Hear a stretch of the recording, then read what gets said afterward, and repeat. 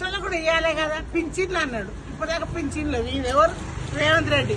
ఇప్పటిదాకా పాదల్లో పింఛన్లు కూడా వేయలేదు. మాకు కూడా పింఛన్ గరీబోళ్ళం, ఇప్పుడున్న సౌకర్యం కదా, గరీబోళ్ళమే కదా, మాకు కూడా పింఛన్లు ఇస్తున్నాడు. ఒంటరి మహిళలు కొడుకులు లేరు, మాకు 2 బిడ్డలే, ఇల్లు కిరాయి ఇంటేనే ఉంటున్నాం. మరి గరీబులకన్నా ఇవ్వాలి కదా. ఇష్టాన్ని వాగ్దానాలు చేసినాయి ఇవ్వాలి కదా.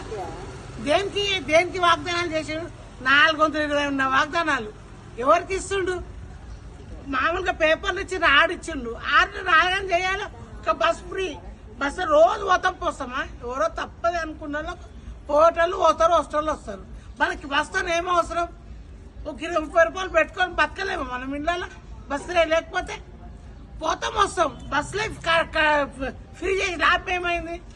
గరీబులకు ఎన్ని ఉన్నాయి, మస్తున్నాయి. ఇప్పుడు పింఛన్లు పెద్ద అందరు ఇళ్ళలు ఉన్నారు, బేవాళ్ళు అందరు ఇళ్ళలు ఉన్నారు. పెద్ద మనుషులు, ముసలు, వయసులు 2,000 పింఛన్ కూడా వాళ్ళకి ఇంకా లేకపోతే ఎట్లా?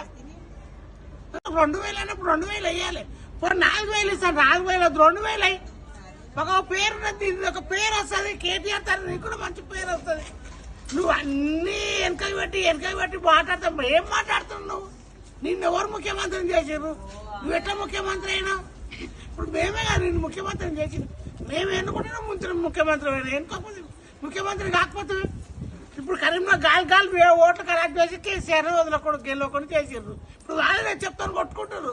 ఇప్పుడంటే చెప్తాను కొడతాం, దాంతో కొడతాం, దీంతో చెప్తాను కొట్టి ప్రైమ్ మినిస్టర్ చేసారు. అందరు కలిసి ప్రజలందరూ ఎవరు ఇష్టం వస్తే వాళ్ళు మాట్లాడతారు. పెద్దోళ్ళు అంటే మీకు సాయిగా వస్తుందా? మీకు ఎవరికి ఎట్లా వస్తే అట్లా మాట్లాడతారా? మాటలు గరీబ్ వాళ్ళు చెప్తాను కొడతారా? వాళ్ళే గెలిపేయాలి, వాళ్ళతో చెప్తున్నారు.